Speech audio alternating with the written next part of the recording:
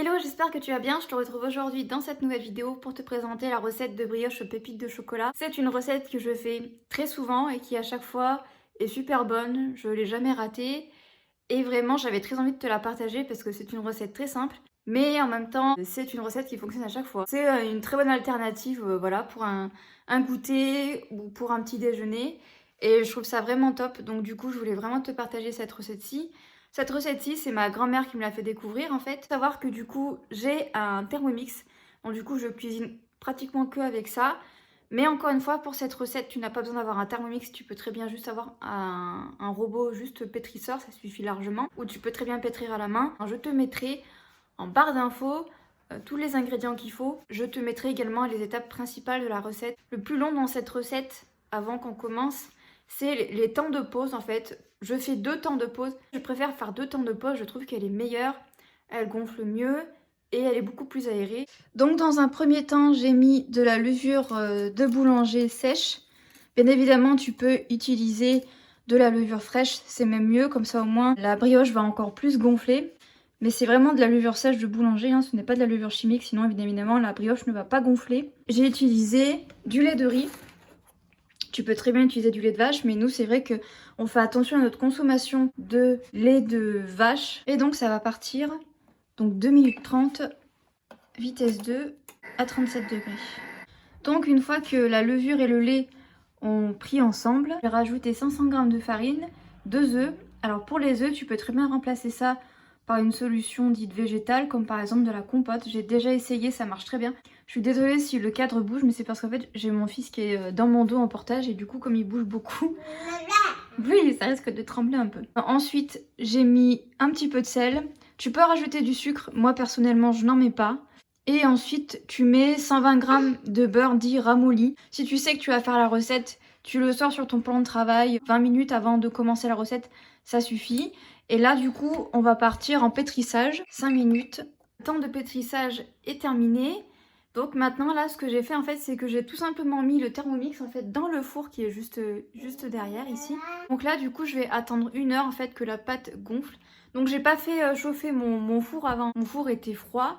Mais en fait, je le mets dans le four en fait pour pas qu'il y ait de courant d'air et que du coup la pâte ne gonfle pas en fait. Si tu n'as pas de Thermomix ou alors que le robot en fait, le plat du robot est trop gros pour rentrer dans ton four, tu peux tout simplement transférer la pâte dans un autre récipient et du coup quand même mettre ton récipient avec ta pâte dedans, soit dans un endroit fermé en fait, dans un micro-ondes, dans un four, ça marche très bien.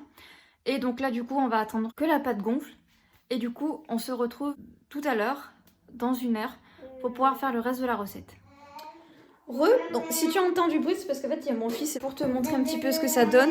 Donc dans un premier temps, on va étaler la pâte en rectangle pour pouvoir du coup mettre les pépites de chocolat. J'ai tout simplement pris une tablette en fait que j'ai mixée et ça m'a fait des petje morceaux de pépites de chocolat. Je trouve que c'est meilleur que les pépites de chocolat que tu peux acheter en commerce. Donc je vais te montrer un petit peu les ustensiles. Là ici, j'ai mon plat en fait que je viens juste de laver. En fait dedans après je vais mettre les morceaux de brioche. Donc en fait j'ai ceci.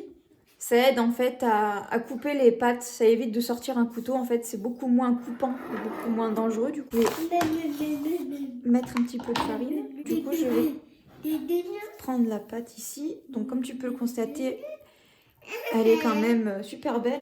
Donc voilà, on a notre pâte. Donc je vais essayer de la mettre en rectangle. Donc tu peux utiliser un rouleau. Moi personnellement, j'utilise mes mains. Je trouve ça plus simple. Une fois que ça c'est fait, je vais mettre du coup les pépites de chocolat. Je vais quand même un petit peu étaler parce que tu vas voir qu'après on va rouler la pâte. Donc pour éviter que toutes les pépites de chocolat ressortent. Avant de mettre les pépites de chocolat, tu peux décider de mettre de la crème pâtissière. C'est très bon, j'ai déjà essayé. Alors c'est plus du coup une brioche, on appelle ça un chinois. C'est tout aussi bon, c'est excellent. Donc voilà, après si tu as envie d'un côté un peu plus gourmand, tu peux rajouter la crème pâtissière. Prochaine étape, c'est tout simplement de rouler avec les pépites, du coup, la brioche. Donc on la roule. Donc ça te donne ceci. Donc je vais essayer de le couper en 8 et on verra bien. J'ai coupé la pâte à brioche. Et maintenant du coup, donc je vais les positionner. Donc j'ai fait en tout là 7 morceaux. Donc le mieux, c'est d'essayer de laisser un tout petit espace entre les les morceaux de brioche. Donc voilà un petit peu ce que ça donne. Donc là voilà, on a fait entre guillemets le plus gros. Là, du coup, ce que je vais faire, c'est que je vais la couvrir d'un torchon et je vais la remettre au four comme tout à l'heure et je vais la laisser monter encore pendant 1 heure. Et donc du coup, je vais enlever le torchon pour voir un petit peu ce que ça donne. Et comme tu peux le voir, elle a quand même pas mal gonflé. Donc dans un premier temps, ce que j'ai fait déjà, c'est que là mon four est en train de chauffer. Donc la cuisson, c'est 180 degrés, chaleur tournante. Et le temps, ça dépend bien évidemment de ton four. Mais moi personnellement, je programme à 20 minutes de cuisson.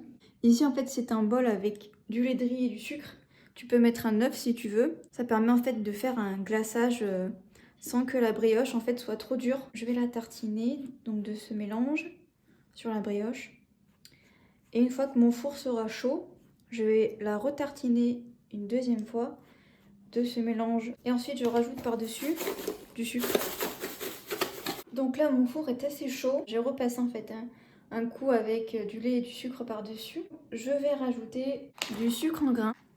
Je trouve que ça change complètement le goût en fait de la brioche. Je vais enfourner en bas de mon four.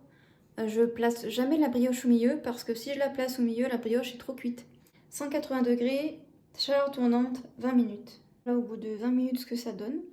Donc là en fait elle est nickel. Hein. Quand on plante le couteau, on voit que elle est bien cuite. Donc voilà, un petit peu pour te montrer, je l'ai sortie du moule. Je l'ai mis sur une assiette et elle est vraiment belle. Hein. Et voilà un petit peu pour te montrer l'intérieur. Elle est vraiment trop belle quoi, ça me donne trop envie de la manger. Donc voilà, cette vidéo est terminée, j'espère qu'elle t'aura plu. Si la vidéo t'a plu, n'hésite pas à t'abonner à la chaîne. Tu peux également me rejoindre sur mon compte Instagram, c'est l'abeille veillante, le lien est en barre d'infos. Je poste une IGTV tous les lundis à 18 h. Jusqu'à jeudi prochain, je te souhaite une très bonne semaine. Bye bye.